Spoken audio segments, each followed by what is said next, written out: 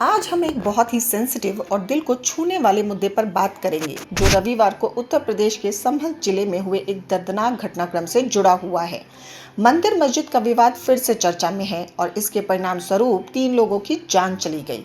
इस घटना ने एक बार फिर यह सवाल खड़ा किया है कि क्या किसी मस्जिद के नीचे शिवलिंग खोजने जैसे प्रयास सही हैं और क्या हर बार किसी घटना के बाद हिंसा और पत्थरबाजी का रास्ता अपनाना सही है।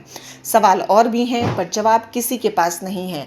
बाबरी मस्जिद के बाद लगा कि अब और नहीं, पर काशी और मथुरा पर विवाद शुरू हुआ और अब संभल। सवाल ये भी है कि इतनी जल्दी कोर्ट प्रोसीडिंग्स और सर्वे, इतने सेंसिटिव मामले को क्या ऐसे हैंडल करना सही।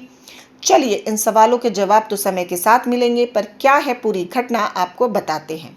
पश्चिमी उत्तर प्रदेश के संभल जिले में रविवार की सुबह शाही जामा मस्जिद के सर्वे के दौरान हुई हिंसा में 3 लोगों की जान चली गई। भड़की भीड़ ने कई गाड़ियों में आग लगा दी। पुलिस ने भीड़ को नियंत्रण में करने के लिए आंसू गैस के गोले छोड़े और लाठीचार्ज किया। पुलिस के कई वाहन फूंक डाले गए। जैसे ही मस्जिद पर सर्वे की जानकारी स्थानीय लोगों को मिली, मुस्लिम समुदाय के लोग बड़ी संख्या में मस्जिद के बाहर जमा हो गए। मुस्लिम समाज के लोगों ने सुबह सुबह छुट्टी के दिन सर्वे पर आपत्ति जताई। जल्द ही मस्जिद के बाहर बड़ी संख्या में लोग इकट्ठा हो गए और नाराज भीड़ ने पुलिस को रोकने का प्रयास किया। पुलिस के समझाने के बावजूद भीड़ ने हंगामा शुरू कर दिया। पथराव के दौरान पुलिस समझाती रही, लेकिन पत्थरबाज नहीं माने। सीएम योगी ने पत्थरबाजी करने वालों पर कड़ा एक्शन लेने के निर्देश दिए हैं। मस्जिद के अंदर सुबह 7:30 बजे से लगभग 2 घंटे तक सर्वे चला। कोर्ट कमिश्नर रमेश राघव की अगुवाई में टीम ने मस्जिद के विभिन्न हिस्सों का निरीक्षण किया। सर्वे पूरा होने के बाद टीम वहां से निकल गई।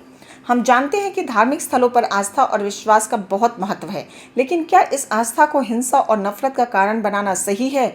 जब हम किसी मस्जिद के नीचे शिवलिंग खोजने की बात करते हैं तो हम ये भूल जाते हैं कि ऐसे विवाद समाज में असमंजस और भय पैदा करते हैं, और जब मुसलमान पत्थरबाजी और हिंसा करते हैं तो ये केवल समाज को और ज़्यादा तोड़ता है और परिवारों को अपनों से छीन लेता है। रोते हुए परिवारों की तस्वीरें हमारे दिलों में हमेशा रहती हैं।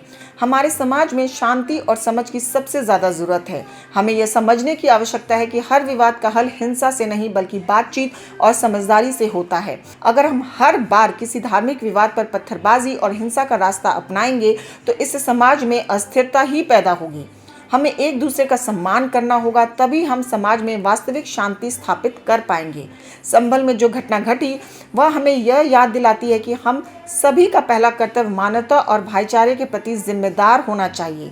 हमें अपनी आस्थाओं के बीच सम्मान और शांति की भावना को प्राथमिकता देनी होगी। अगर हम शांति से बात करें तो हम किसी भी विवाद को सुलझा सकते हैं।